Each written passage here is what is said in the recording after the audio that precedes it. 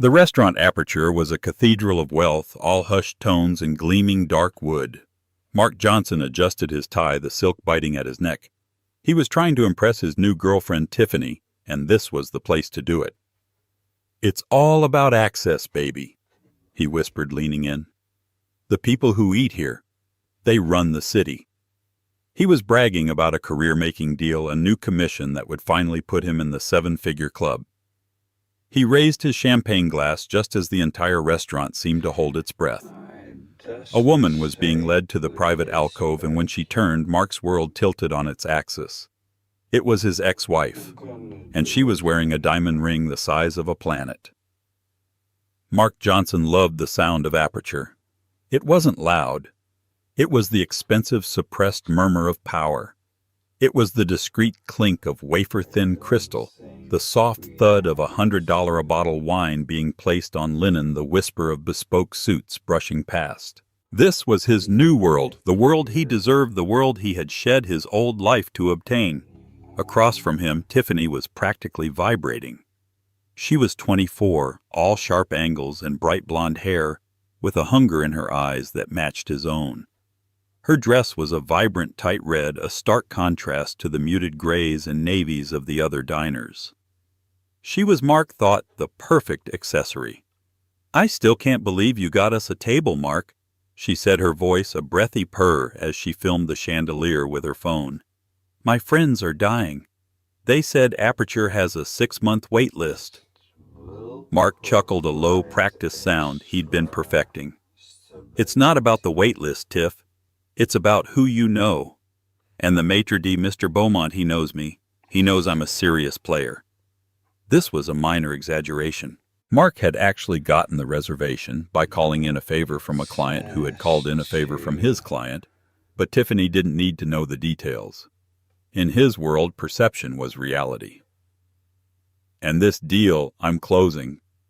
Mark leaned in, lowering his voice to a conspiratorial hum. "It's the big one. The Chevalier Tower.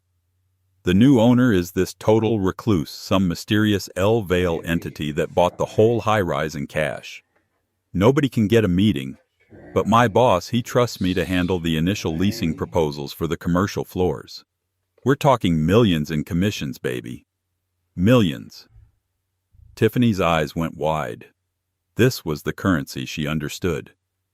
"Oh, Mark, that's amazing. We could finally get that condo in the city." "Condo, try a penthouse." He sipped his champagne, the Dom Perignon he'd ordered, even though it was triple his car payment. It was an investment in his own image. He was celebrating a victory he hadn't yet won, but confidence was half the battle. "It's just..." Tiffany paused, a flicker of genuine curiosity in her expression. "What was she like?" "Your ex-wife?" "You never talk about her." Mark's smile tightened.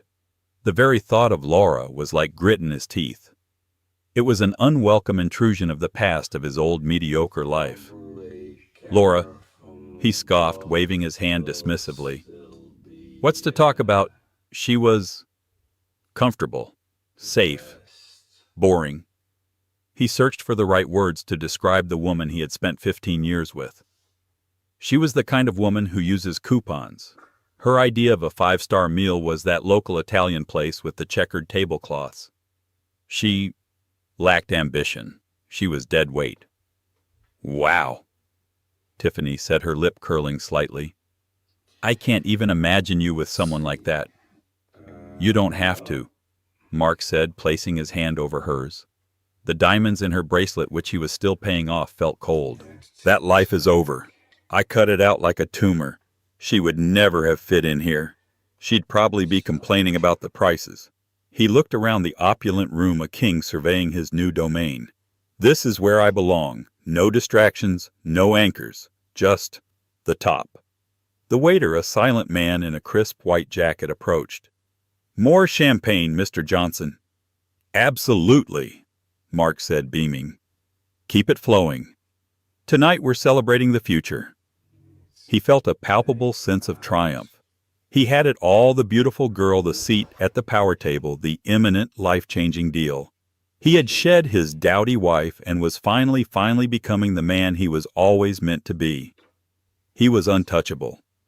It was in that precise moment of supreme arrogance that the front of the restaurant went still.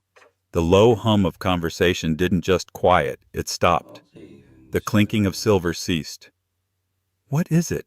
Tiffany whispered, looking towards the entrance. "Is it a celebrity?" Mark turned, annoyed by the interruption. The maitre d', Mr. Beaumont, a man famous for his unflappable, almost icy demeanor, was bowing. He was personally escorting a guest not to a table in the main room, but towards the ultra-exclusive private alcove by the fireplace, the one reserved for billionaires and visiting royalty. Mark squinted. He couldn't see the guest clearly at first, just a silhouette. A woman.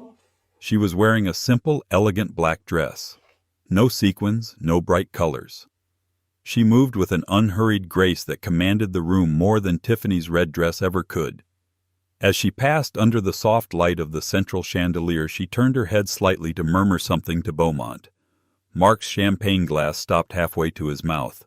His blood ran cold.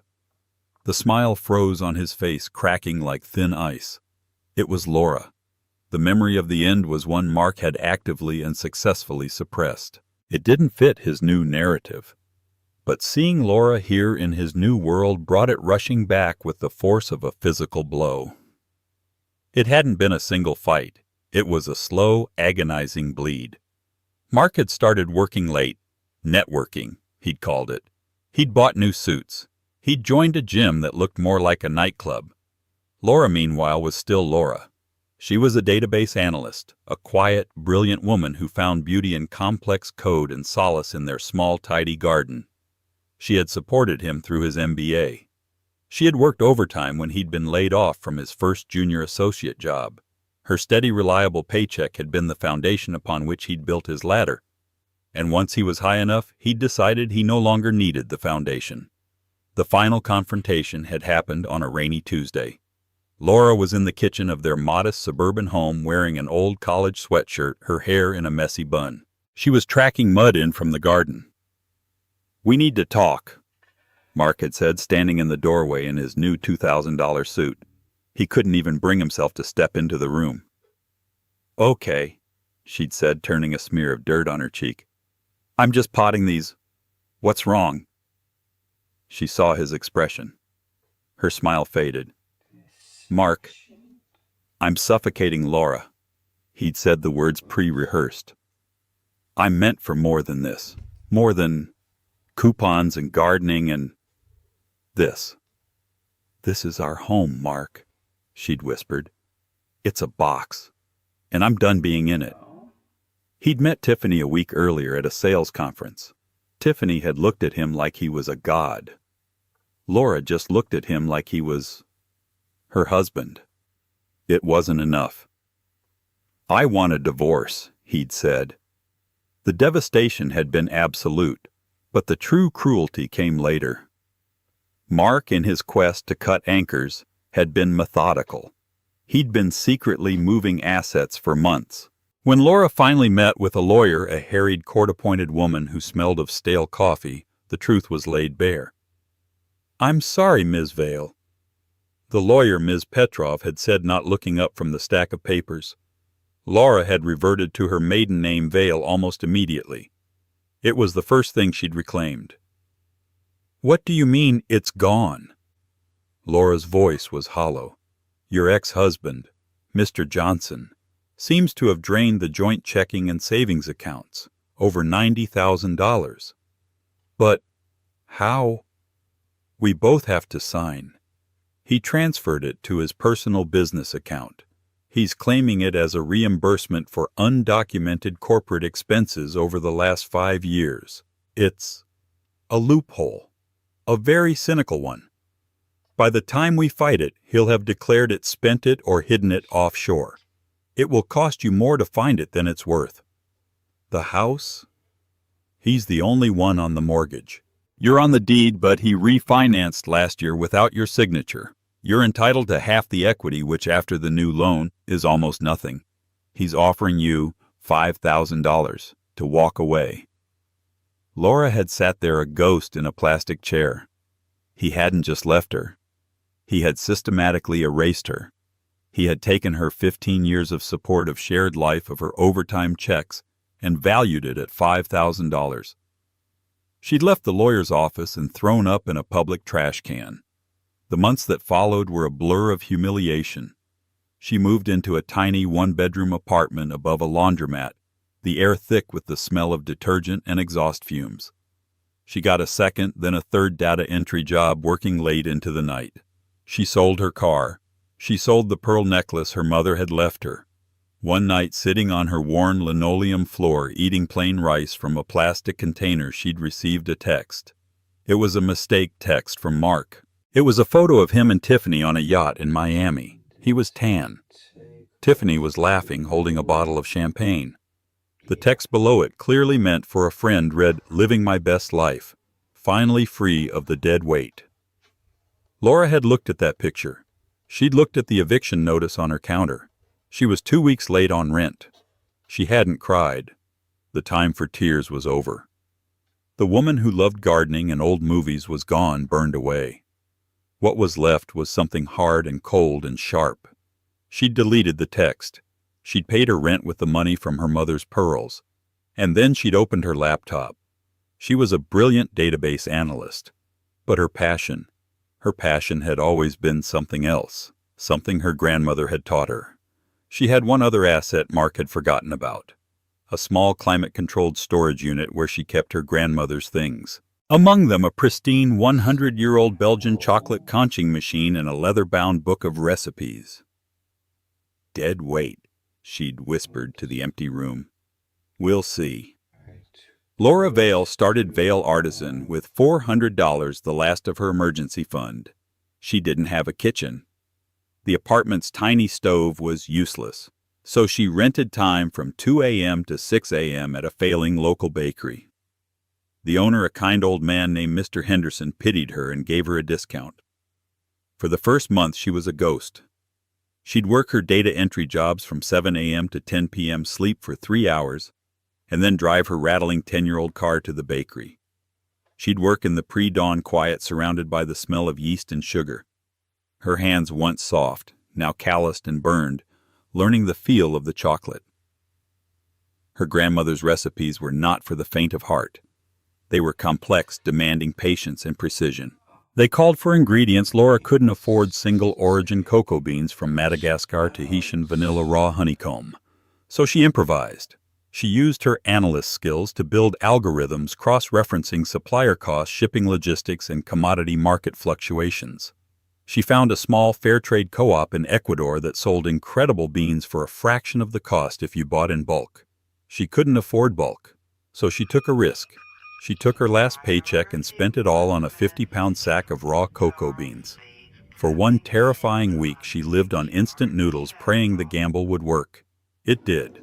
Her first successful batch was a dark chocolate ganache infused with chili and sea salt.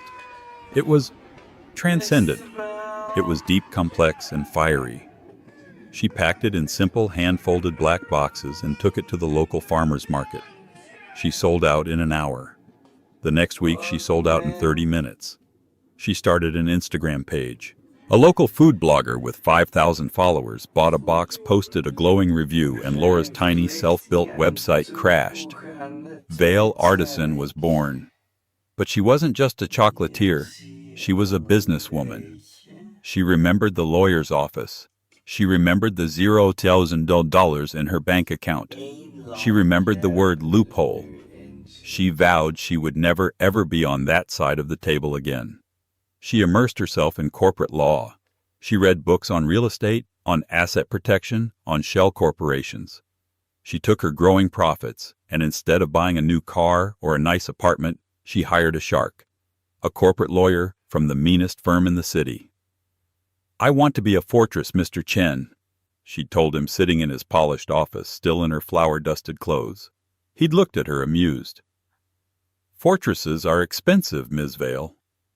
"I'm not asking for a loan," she'd said, sliding a check across the table. It was for $50,000. His full retainer. His amusement vanished. For the next 2 years, Laura worked. She worked 20-hour days. She expanded.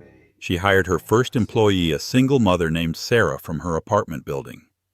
Then she hired 2 more. She leased a small commercial kitchen, then a larger one. Vale Artisan became the whisper on every foodie's lips. Her chocolates weren't just candy, they were experiences. The breakthrough came when a concierge at the St. Regis Hotel sent a box to a visiting travel critic. The review, titled "The World's Best Kept Secret," went global. Suddenly, Vale Artisan wasn't a local darling. It was an international brand. Purchase orders flooded in. Hotel chains, airlines, corporate gift brokers. The money was staggering. But Laura didn't change her lifestyle. She still lived in a modest, though safer apartment. She still drove a practical car. She poured every single dollar back into the business or into other things. She began to invest, guided by Mr. Chen and a team of ruthless financial analysts. She bought distressed commercial properties. She acquired supply chains. She operated through a series of anonymous LLCs. She became L. Vale, the mysterious entity on paper that had brokers and bankers intrigued. She had become, in short, a ghost, a very, very rich ghost. Last month, her biggest deal had closed, a global distribution contract with a consortium of luxury hotel groups across Europe and Asia. The deal was valued in the high 8 figures. The Chevalier Tower, the newest, most high-tech building in the city, had gone into foreclosure during its final construction phase. The bank was desperate to unload it. L. Vale had swept in and bought it outright in cash for 30 cents on the dollar. The building, Mark's big one, was now just another asset in her portfolio. The ring had been a celebration. She'd walked past a high-end jeweler, seen it in the window, and bought it. A 10-carat cushion-cut, flawless canary diamond. It wasn't an engagement ring. It was a trophy. It was a bonus, she'd told herself, for services rendered. She had booked the private alcove at Aperture tonight for a reason. Her new partners from Zurich were flying in. Aperture was in her building. She was dining there tonight not just as a patron, but as the owner, to ensure the service was up to her standards before bringing her partners. She hadn't thought of Mark in months. He was a footnote, a forgotten error in a long line of code. She had no idea he even knew this restaurant existed. Mark stared, his mouth hanging open. It was Laura. But it was not. The Laura he remembered was soft. Her hair was a mousy brown, usually in a ponytail.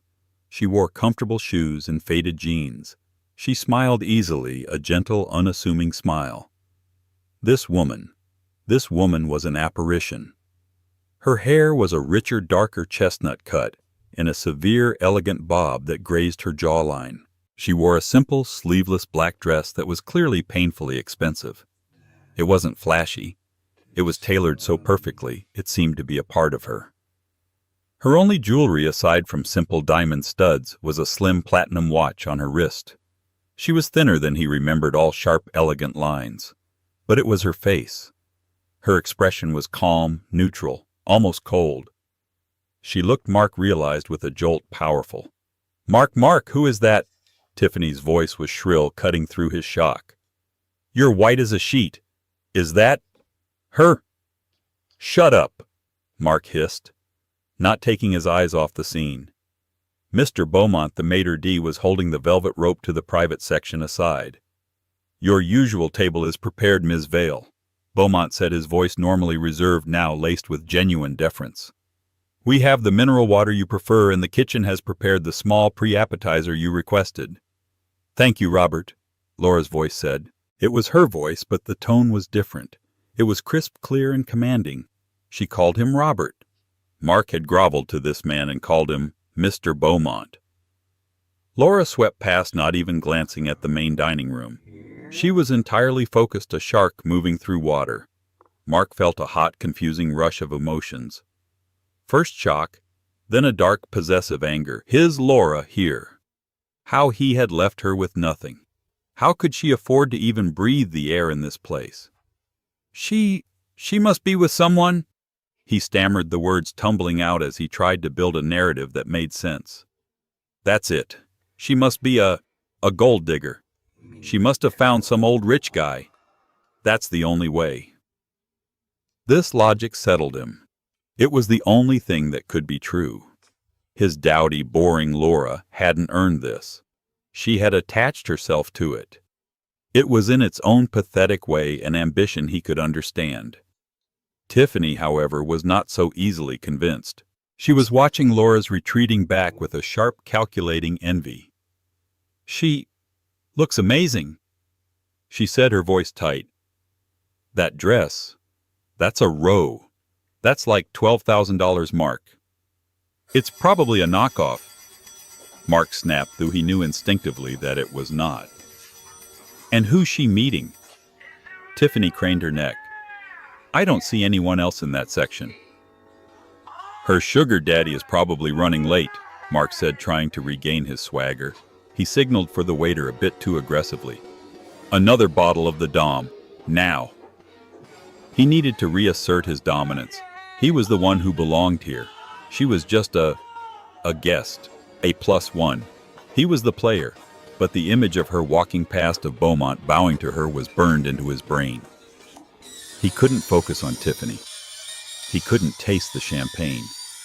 He found himself glancing at the alcove, waiting for the old rich guy to show up to confirm his theory to put the world back in its proper order.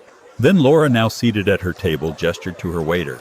She was too far away to hear, but she was pointing at her water glass, and as she did, the light from the fireplace caught her left hand. A blinding, impossible flash of light shot across the room. Mark flinched. Tiffany audibly gasped, her hand flying to her chest. "Oh my God!" "What?" Mark said, annoyed. "Mark, look at her hand." Mark leaned forward, squinting. He saw it. It wasn't a small, tasteful engagement ring. It was a rock. A massive, cushion-cut, impossibly yellow diamond. It was perched on her right hand, a declaration of independence. It was larger, brighter, and clearly more expensive than the 3-carat ring he had been promising Tiffany for 6 months. It was bigger than his car. It was bigger than his annual salary. The narrative of the old rich guy suddenly seemed shaky. An old rich guy gave you an engagement ring. He put you on a leash. That was a statement. That was a go-to-hell ring. Where did she get that?" Tiffany's voice was a jealous whisper. "Mark, who is he?" Mark didn't answer. He was frozen. The dead weight was sitting in the best seat in the city's most exclusive restaurant, wearing a diamond that could choke a horse, and she was being personally waited on by the one man in the city he couldn't impress. He felt a sudden visceral rage. It was an offense, an insult to him. She was flaunting this. She was in his mind, rubbing his nose in her betrayal. How dare she be successful without him? "I'm going to find out," he said, his voice low and dangerous. "Mark, don't," Tiffany said, grabbing his arm. "You'll make a scene." But Mark was already standing. He was a man driven by an ego that had just been critically wounded.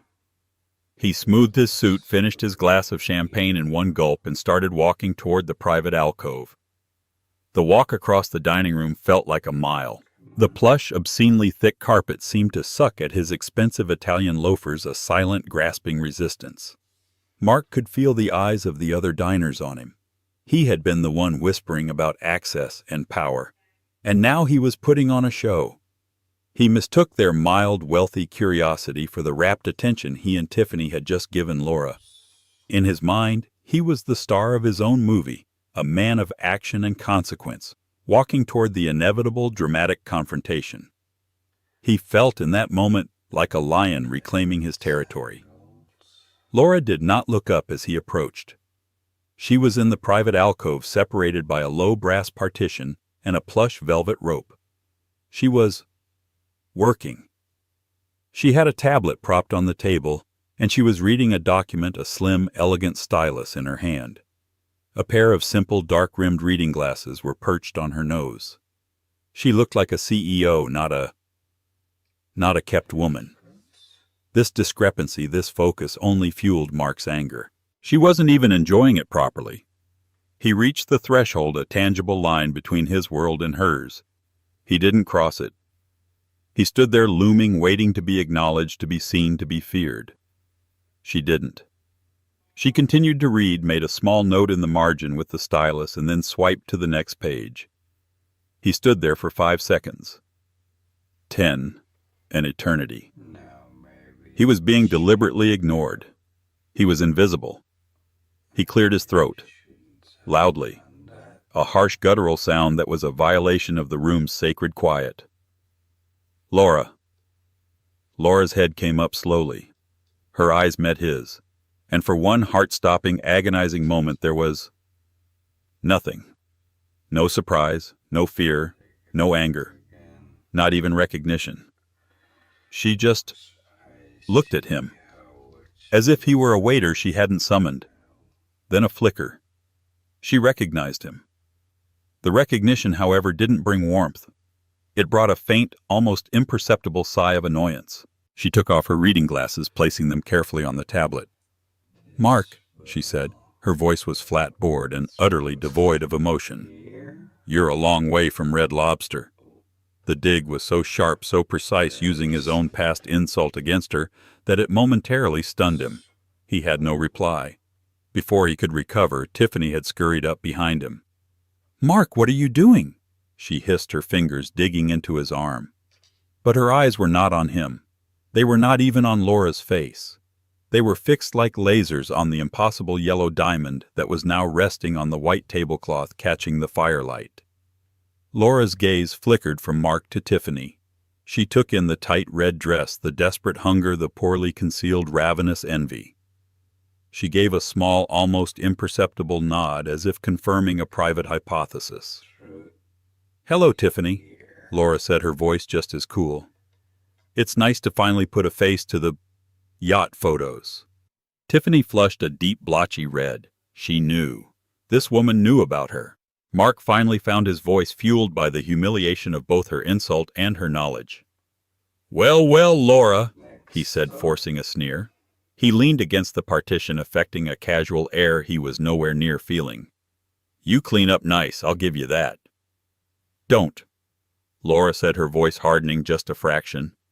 "Celebrating," he pushed on, ignoring the warning. "Did you finally land one? Must be a very old, very rich one to get you in here. And to buy you that." He gestured to the ring with a jerk of his chin. "What's the matter? He make you wait here alone." He waited for the blush, the stammer, the defensive explanation. He expected the Laura he knew, the one who would shrink. The Laura he got simply raised an eyebrow. "You haven't changed at all, have you? Mark's still so impressed by things you can't afford. Still think the only way a woman can have something is if a man gives it to her." "Oh, come on." Mark scoffed a braying laugh that was far too loud for the room. "You're going to tell me you bought that yourself with what tips from your little data entry job? Did you sell a lot of cupcakes from that hobby you had?" "It's a chocolate business," Tiffany corrected him, her voice dripping with a scorn meant for Laura. "I saw it on Instagram. Vale Artisan. My friend's cat has more followers." She was trying to wound Laura, but also trying to reassure herself that this woman was still somehow beneath her. Laura actually smiled. It was a thin, cold smile that didn't reach her eyes. "You're right. Our social media presence is terrible. I keep meaning to hire someone for that. I've been so busy with other things." She took a sip of her mineral water. "Logistics, international distribution, real estate. It's all terribly time-consuming." Mark's laugh died. "Real estate? What, you're a broker now, showing condos in the suburbs?" This calm, this control was infuriating. He wanted her to yell. He wanted her to cry. He wanted her to be the victim he had created to justify his leaving her. This powerful, cold stranger was an indictment of his entire life. "So, who is he?" Mark demanded, dropping all pretense. "Where is he? Or did you just come here with his credit card? That's it, isn't it? He sent you here to what? Order for him. Who bought you that ring?" Tiffany's voice was a shrill command, her jealousy completely overtaking her. "Was it that guy you're meeting, the one from Zurich?" Laura looked at Tiffany, and for a fraction of a second her expression softened into something Mark couldn't place. It might have been pity. "There is no he, Tiffany," Laura said, her voice quiet but carrying in the hushed room. "I'm meeting with my partners. 3 of them, actually. 2 men, 1 woman, all from Zurich." She then looked back at Mark, her gaze hardening again. "And as for the ring, yes, Mark, I bought it. For myself." "Bull," Mark snapped. The word was out before he could stop it. That's a 10-carat fancy yellow cushion-cut flawless diamond. That's $1 million stone." He knew. He'd been shopping for Tiffany's ring, and he knew what real quality looked like. This was beyond real. You... He was sputtering, and he knew it. He was losing control. He, the serious player, was standing here yelling at his ex-wife in the middle of Aperture. He had made the very scene Tiffany had warned him against. It was at that precise moment, as Mark's entire reality was fracturing, that Mr. Beaumont materialized at his elbow. His arrival was so sudden and silent, it was as if he'd beamed in. He hadn't been walking. He had simply arrived. "Mr. Johnson," Beaumont said. His voice was no longer deferential. It was steel. "Is there a problem here, Mr. Johnson?" "Mr." Beaumont's voice was not loud, but it sliced through Mark's tirade with the precision of a surgeon's scalpel. He had materialized at Mark's elbow, his arrival so sudden and silent it was as if he'd been teleported. The air around him seemed to drop 10 degrees. "Is there a problem here?" His posture was rigid, his hands clasped behind his back. He wasn't asking a question. He was issuing a final warning. Mark, caught between his ex-wife's impossible calm and the maitre d's icy stare, felt a desperate need to regain his footing. He was the player here, not the problem. He tried to laugh it off, to pivot, to make Beaumont his ally against this fraud. "No problem at all, Robert," he said, trying to mimic the casual familiarity he'd heard Laura use. It was a catastrophic miscalculation. Beaumont's eyes, which had been cold, now flashed with open disdain. "I am Mr. Beaumont to you, sir," he said, his voice dropping to a low, distinct command. "And I must ask you finally to return to your table. You are disturbing our other patrons, and you are specifically harassing Ms. Vale." The public formal rebuke sent a hot, dark flush creeping up Mark's neck. He was being scolded like a child, in front of Laura, in front of Tiffany. "Harassing?" Mark repeated, his voice rising in disbelief. "She's my ex-wife. We're catching up. Tell him, Laura, we're just talking." He looked at her, his eyes a mixture of pleading and demanding, willing her to play along to diffuse this, to put him back on top. Laura just looked at Beaumont. "Robert, it's fine. Mr. Johnson was just leaving." "Was I?" Mark said, crossing his arms. He was in too deep. Retreating now was admitting defeat. His entire constructed identity was on the line. "I don't think I was. I'm waiting for an answer. You're telling me you bought this." He jabbed a finger toward the ring. "You bought all of this. It's a lie." "It's all a lie, isn't it? You're a fraud, Laura, just like you've always been." Mr. Beaumont took a half step forward, his hand beginning to lift as if to signal someone. "Sir, I will not ask you again. Return to your table, or I will have security remove you from the premises."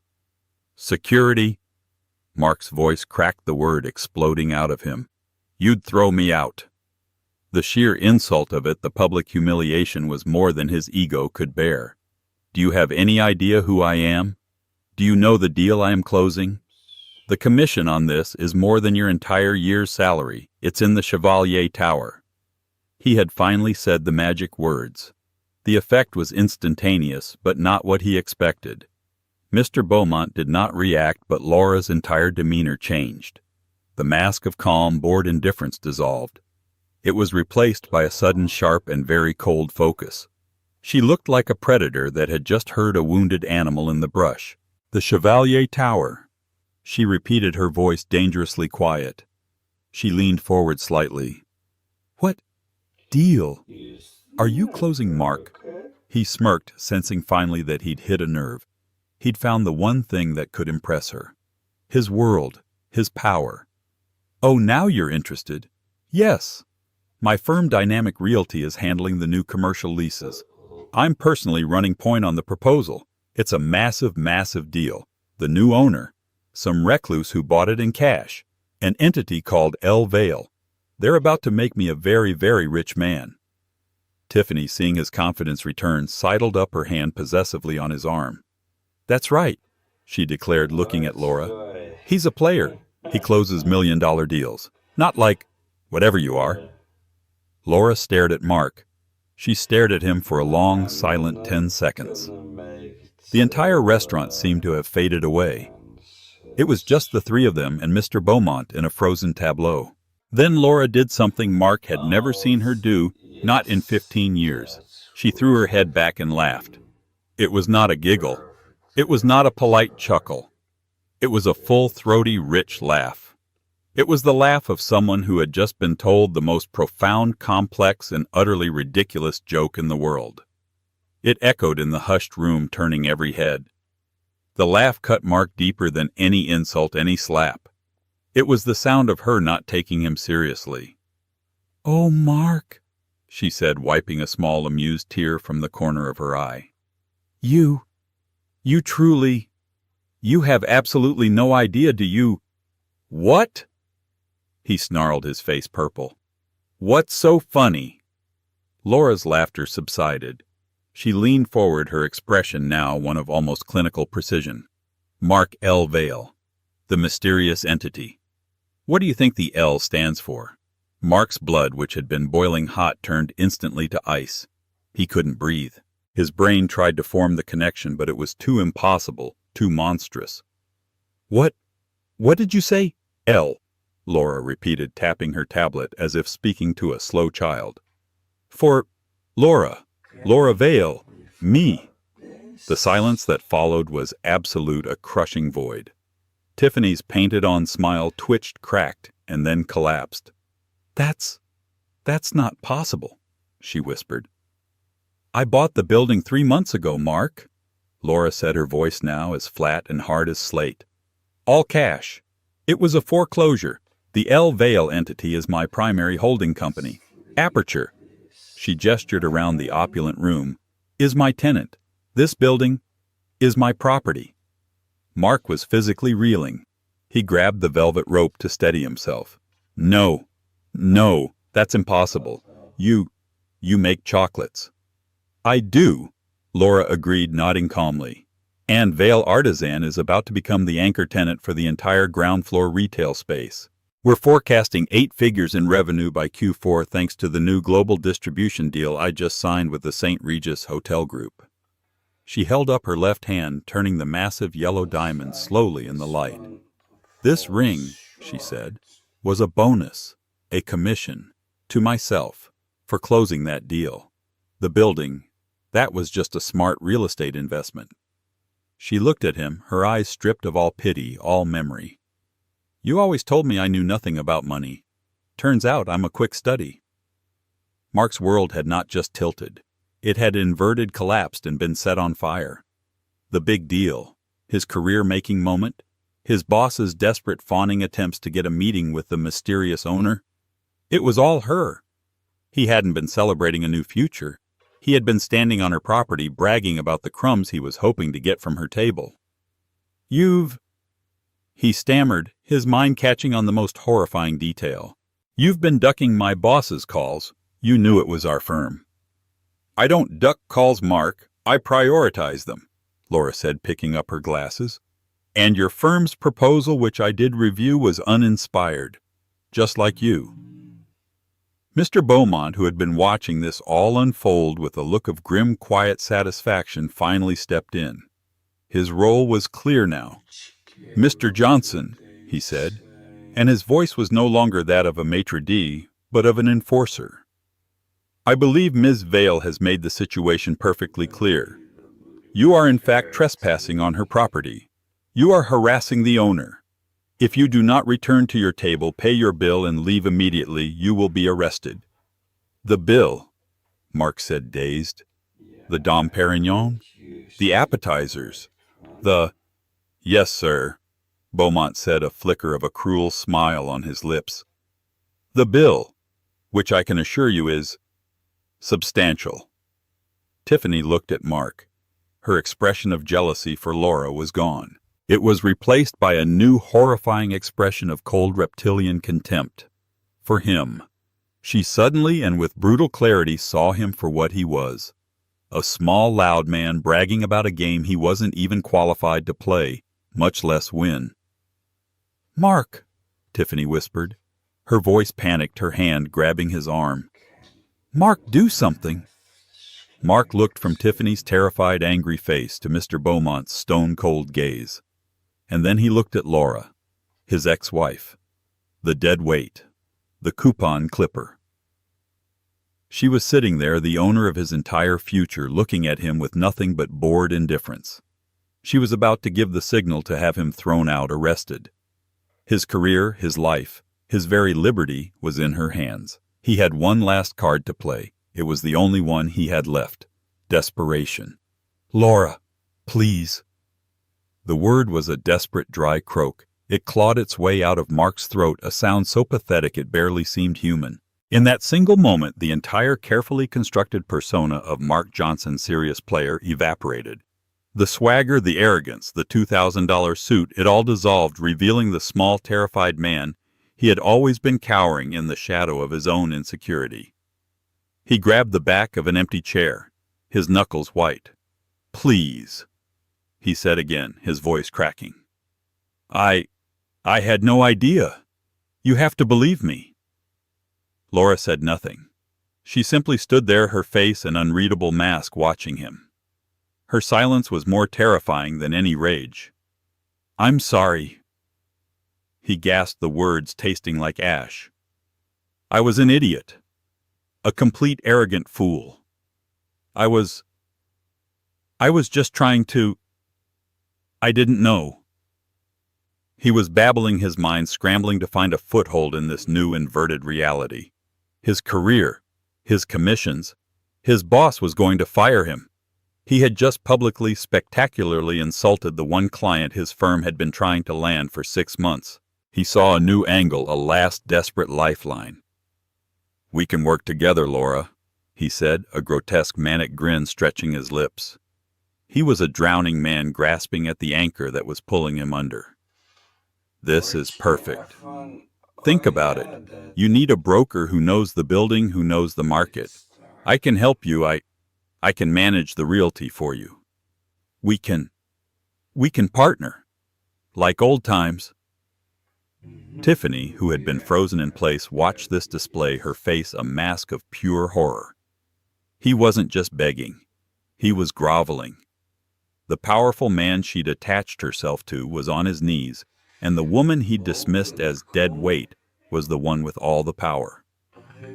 Laura let his pathetic offer hang in the air, the silence stretching out until it became excruciating. She let him stand there, vibrating with his desperate, sweaty hope. When she finally spoke, her voice was so cold it could have cracked the crystal in the room. "Help me," she repeated, the words perfectly lethally enunciated. "You want to help me?" She took a slow, deliberate step toward him. She wasn't yelling. She didn't need to. Her quiet, controlled voice cut deeper than any shout could. "Mark, you are the man who couldn't manage a joint checking account without stealing from it.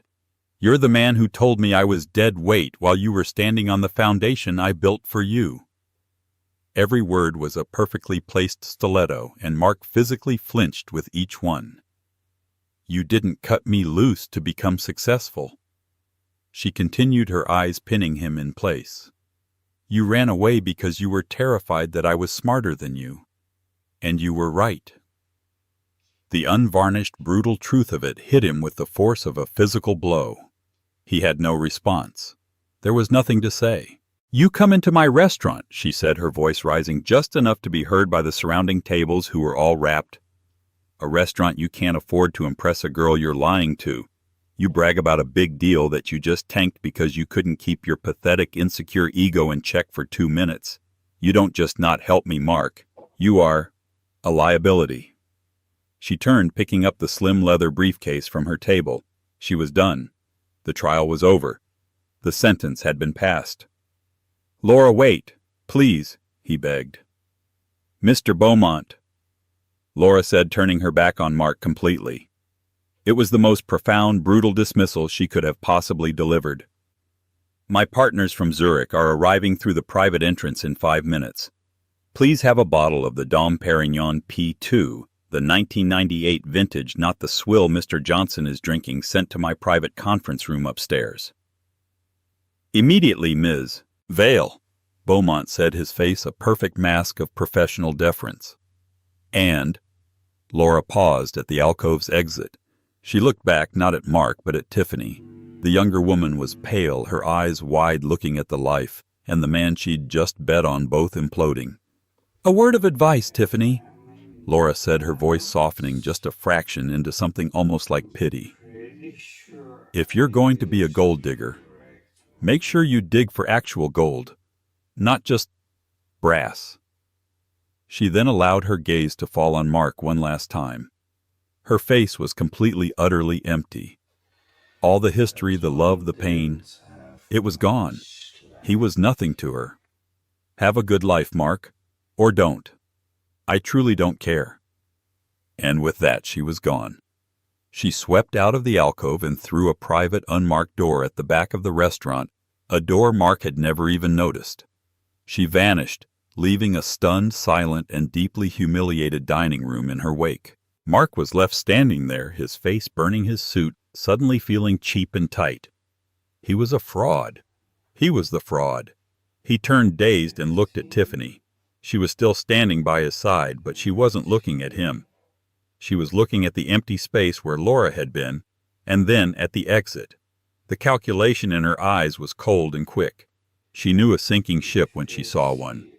Without a single word, she picked up her clutch from his table, turned her back on him, and walked away. She didn't storm out. She didn't cry. She just left. She walked right past him, through the hushed restaurant and out the front door, disappearing into the night before he could even form a word. Mark was alone. He sank back into the chair at his table. The half-empty bottle of champagne looked like a mockery. He was finished. His boss would fire him by 9 a.m. His reputation was ruined. He had just committed career suicide in front of 50 of the city's most powerful people. The waiter, the same silent one from before, approached his table. He moved with a quiet, funereal grace. He placed a small embossed leather folder in front of Mark. The bill. With a trembling hand, Mark opened it. The total was $1,845.60. He felt a fresh wave of cold panic. He checked his wallet. He had $200 in cash. He pulled out his phone, his fingers fumbling with the banking app. His balance was $1,250. He had maxed out his credit cards on the Dom Perignon, the reservations, and the diamond bracelet for Tiffany. He couldn't afford it. He, Mark Johnson, the serious player, couldn't even pay his dinner bill. He was trapped. He was a joke. A man in a $2,000 suit who was about to be arrested for theft of services. As he sat there paralyzed by this final, pathetic humiliation, the waiter returned. "Sir, I was asked to add this to your table." He placed a small, impossibly elegant black box on the table. A simple gold V was embossed on the lid. Mark opened it. Inside, nestled on black velvet, were 2 perfect, shimmering, dark chocolate truffles dusted with edible gold. "Compliments of the owner." The waiter said, his face a perfect professional mask. Mark stared at the chocolates. He stared at the bill. And for the first time in 15 years, he felt the true crushing and absolute weight of his own failure. He had tried to impress his new girlfriend, and his ex-wife had, just without even trying, taken his entire world. The dead weight he'd claimed to cut free was, he now realized, the only thing that had ever kept him afloat. and he had just watched her sail away on an ocean of her own making. They say karma isn't just a concept, it's a bill that always comes due. For Mark, it came on a leather tray in a five-star restaurant he couldn't afford, delivered by the very woman he'd thrown away. He called her dead weight, but he was the only one who sank. Laura didn't just get revenge, she got everything.